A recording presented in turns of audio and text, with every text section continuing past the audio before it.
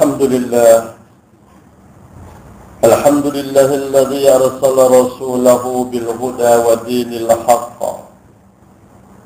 ليظهره على الدين كله ولو كره المشركون.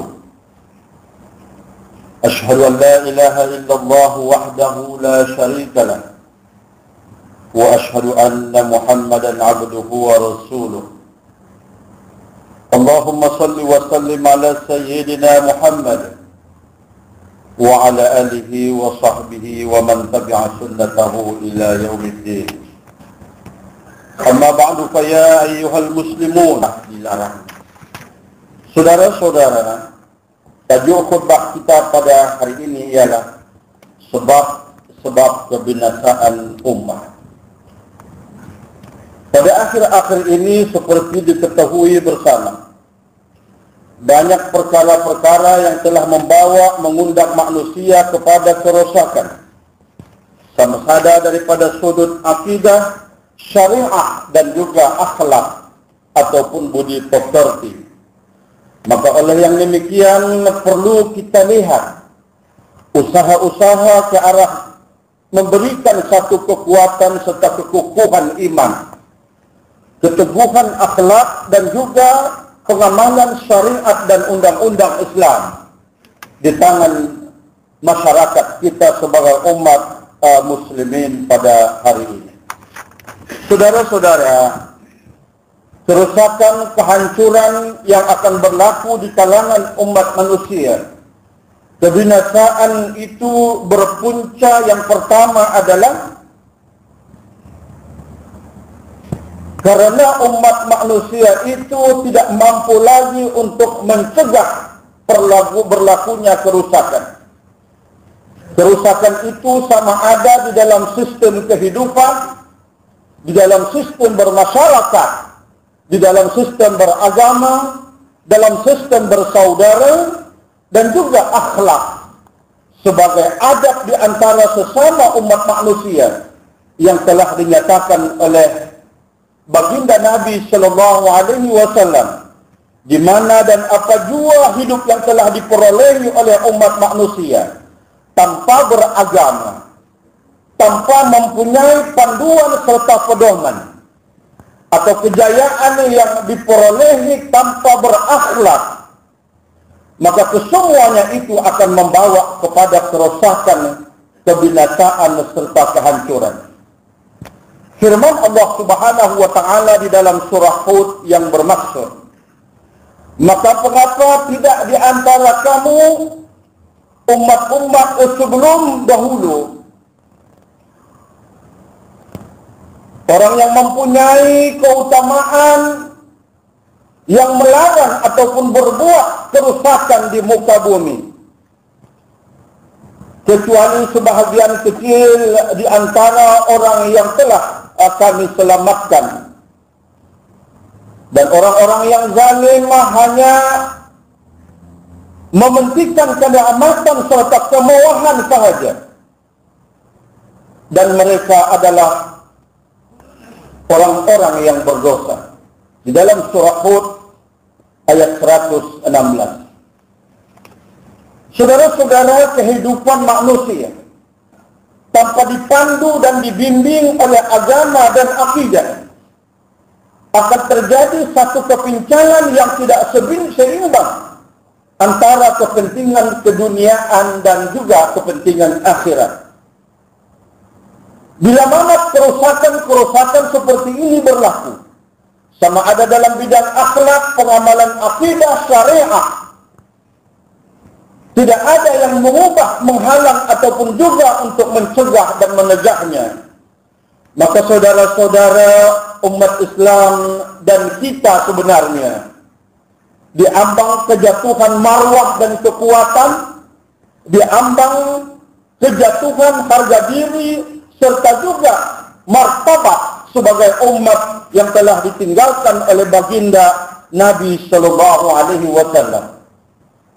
Firman Allah Subhanahu wa taala di dalam surah Al-Imran, "Wal takum minkum ummatun yad'una lil khair, ya'muruna bil ma'ruf wa yanhauna 'anil munkar hendaklah wujud ada di antara kamu umat-umat manusia ini yang mengajak kepada kebaikan, menyeru ke jalan Allah Subhanahu wa taala, serta mencegah daripada kemungkaran.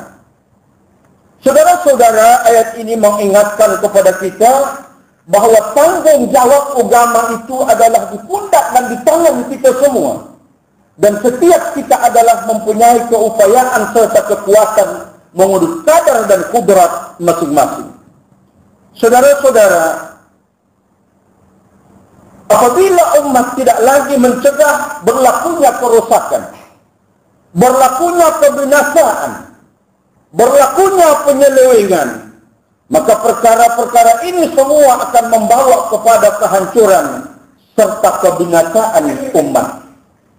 Yang kedua, berlakunya kebinasaan umat muslimin ataupun ummah itu adalah karena ramai di antara manusia yang telah tenggelam dan hanyut di dalam kenikmatan dunia, membuat mereka lupa diri, lupa kepada Allah Subhanahu wa taala, lupa kepada tanggung jawab dan kewajiban, bahkan banyak yang menyimpang daripada jalan Allah Subhanahu wa taala karena telah mendapat anugerah dan nikmat itu seakan dia rasa adalah percuma. Baginda Nabi sallallahu alaihi wasallam mengingatkan umat mukminin, pernah menyeru kepada sahabat yang tentunya kepada kita, yusiku an tada'a alaikumul umam kama tada'al akalatu ila qas'atiha qila awamin killatina yawma idin ya Rasulullah qala bal innakum yawma idin katsir walakinnakum gusa kabusa isir wa qad nazala bikumul wahn qila wa mal wahnu ya Rasulullah qala hubbud dunya wa karahiyatul maut. Akan datang pada satu zaman kepada umatku nanti, kata Nabi sallallahu alaihi wasallam, di mana umatku itu akan diperlakukan seperti hidangan di atas meja terbuka. Lalu pada masa yang sama ketika zaman itu berlaku, sahabat bertanya kepada Nabi, apakah karena pada ketika itu kami sedikit ya Rasulullah? Baginda Nabi sallallahu alaihi wasallam menjawab, bal innakum katsir. Kamu cukup ramai bertebaran di mana-mana. Walakinnakum gusa, tapi kamu pecah, hancur, berpisah sama persis seperti gusa isir, buih yang berpisah dipukul ombak di dasar ataupun di atas lautan. Lalu pada ketika itu kata Nabi sallallahu alaihi wasallam, sebenarnya kamu telah ditimpa oleh penyakit wahan. Wa qad nazala bikumul wahan. Kamu telah dilanda penyakit wahan, kata Rasulullah sallallahu alaihi wasallam. Sahabat ketika itu menjawab, mal wahnu ya Rasulullah. Apakah wahan itu Nabi? Ya Rasulullah. Baginda Nabi sallallahu alaihi wasallam menjawab, hubbud dunya wa karahiyatul maut. Terlalu cinta kepada dunia dan benci takut kepada mati. Gambaran ini telah disebutkan oleh Nabi sallallahu alaihi wasallam dalam jangka masa 14 abad yang lepas dan masih relevan dengan umat pada hari ini dan di sini, bahwa sesungguhnya ucapan baginda ini telah sebenarnya menjadi satu isu yang sangat besar atas beberapa nikmat dan kemudahan rahmat yang telah dianugerahkan oleh Allah Subhanahu wa taala kepada umat manusia, sama ada nikmat itu daripada segi ketenangan, kesejahteraan, keamanan, bahkan apa jua yang berbentuk rezeki yang sifatnya membawa manusia kepada saadah ataupun kebahagiaan dunia. Banyak yang membuat mereka menjadi kena penyakit waham, lupa Allah, lupa diri, takabur sehingga mereka lupa kepada yang Maha Agung. Mereka merasa besar, lupa yang Maha Besar, merasa hebat daripada yang Maha Hebat sebenarnya. Sudah tidak kuat lagi, akan hancur, membawa kepada lupa kepada Allah, lupa kepada Nabi, lupa kepada sunnah Nabi, lupa kepada Al-Quran, mukjizat terbesar Nabi Muhammad SAW, lupa kepada ibu, lupa kepada ayah, lupa tanggung jawab kepada anak, lupa kepada saudara mara, lupa hubungan dan ukhuwah umat mukminin dan muslimin. Mari kita merenung di pertengahan Sya'ban seperti ini, menuju pintu gerbang Ramadan. Sesungguhnya seperti yang dijanjikan oleh Nabi SAW, bahwa Ramadan itu adalah syahrul ummati, bulan umatku, untuk kembali melihat keagungan Allah, untuk bertadabbur dan tafakkur melihat kebesaran Allah Subhanahu wa taala. Siapa kita sebenarnya? Hambakah kita atau yang Maha? Allah menjelaskan hadis ini cukup jelas.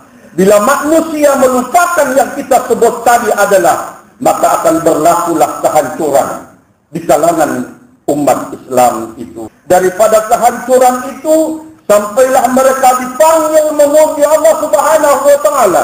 Alhaakumut takatsur hatta zurtumul maqabir.